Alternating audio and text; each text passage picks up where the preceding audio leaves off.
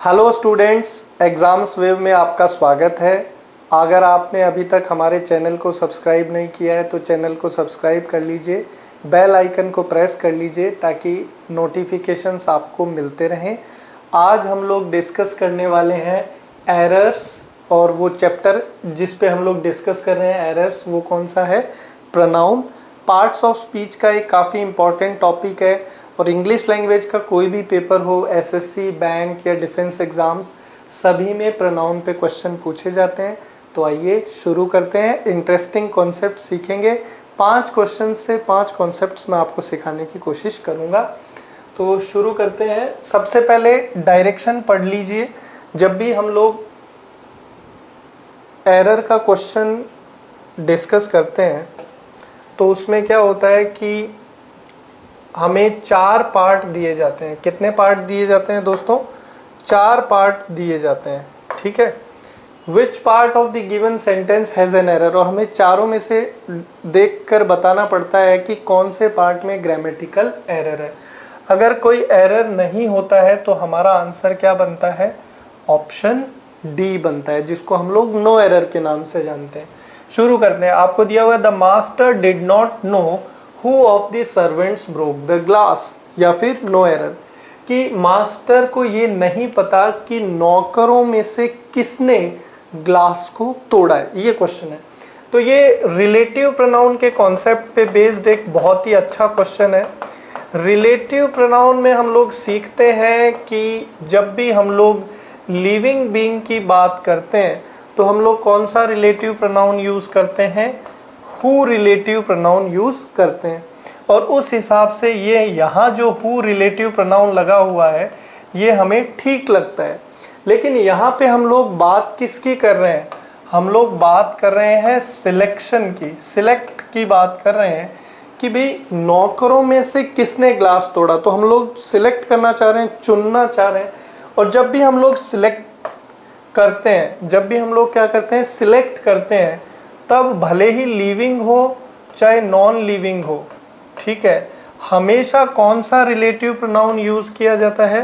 हमेशा जो relative pronoun use किया जाता है वो है विच, वो है विच। तो यहाँ हु को हम लोग रिप्लेस करेंगे विच से। ग्रामेटिकली करेक्ट सेंटेंस क्या होगा कि the master did not know which of the servants broke the glass. तो यहाँ पे कौन से पार्ट में एरर हो गया? पार्ट बी में। काफ़ी इंपॉर्टेंट क्वेश्चन है, कई बार एग्जाम्स में आया हुआ है। अगले कॉन्सेप्ट की तरफ मूव करेंगे, क्वेश्चन के थ्रू समझेंगे।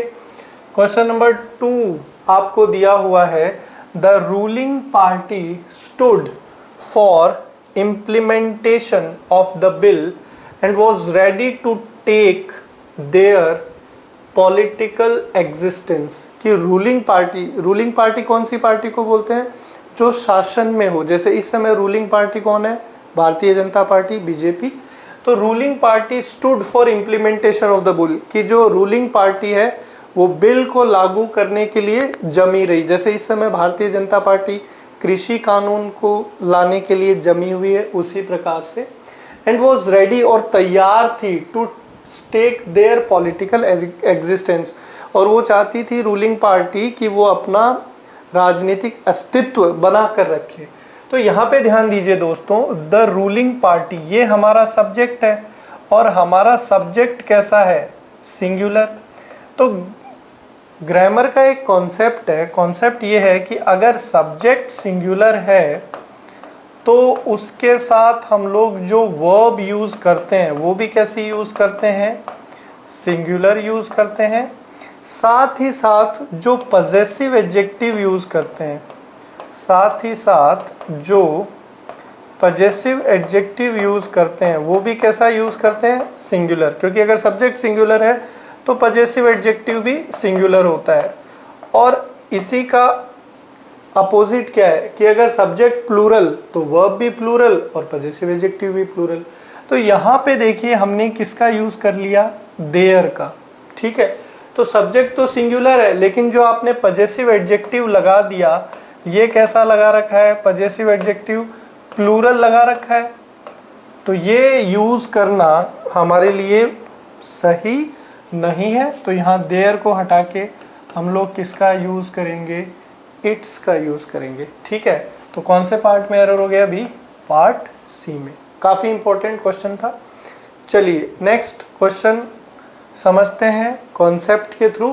क्वेश्चन नंबर 3 आपको दिया है कि wherever they go the Indians easily adapt to local circumstances, कि जहाँ कहीं भारतीय जो जाते हैं वो अपने आप को ढाल लेते हैं लोकल वातावरण में। ठीक है, भारतीयों के अंदर ये क्वालिटी है कि वे जहाँ जाते हैं अपने आप को ढाल लेते हैं। सेंटेंस है wherever they go the Indians they easily adapt to local circumstances. तो यहाँ पे सेंटेंस देखिए दोस्तों, wherever they go the Indians easily adapt, तो द इंडियंस, तो इंडियन जो है बेसिकली क्या है, एडजेक्टिव है।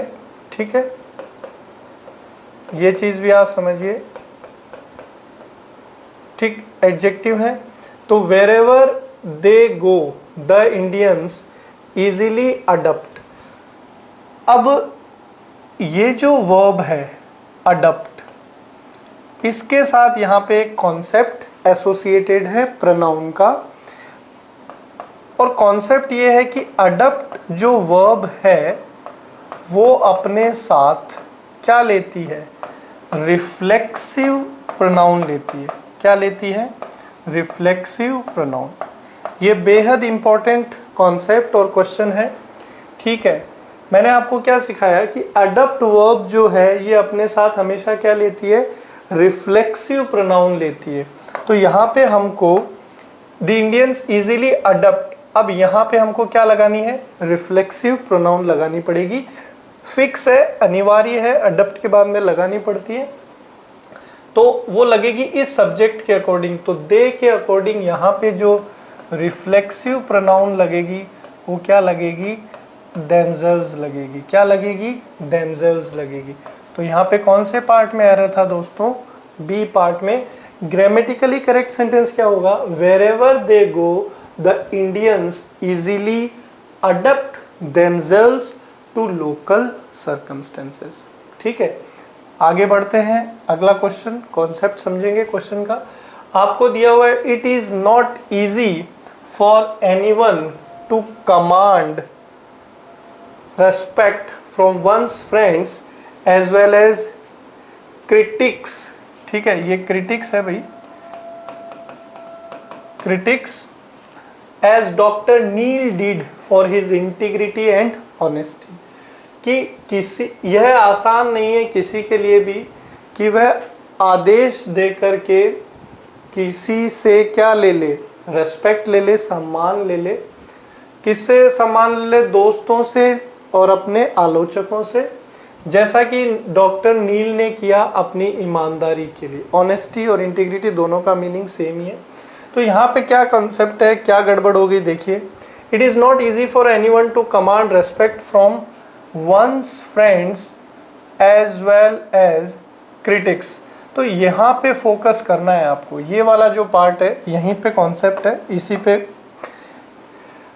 दोस्त और आलोचक, फ्रेंड्स और क्रिटिक्स दोनों अलग अलग हैं, तो दोनों अलग अलग नाउन हैं, तो दोनों इंडिविजुअल पजेसिव एडजेक्टिव लेंगे। दोनों इंडिविजुअल क्या लेंगे, पजेसिव एडजेक्टिव लेंगे।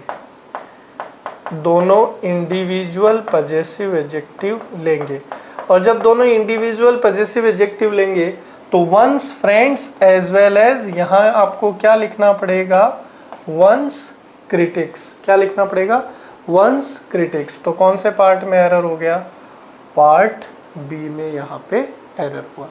अगले क्वेश्चन की तरफ मूव करते हैं, वहाँ पे सीखते हैं कि क्या कॉन्सेप्ट है।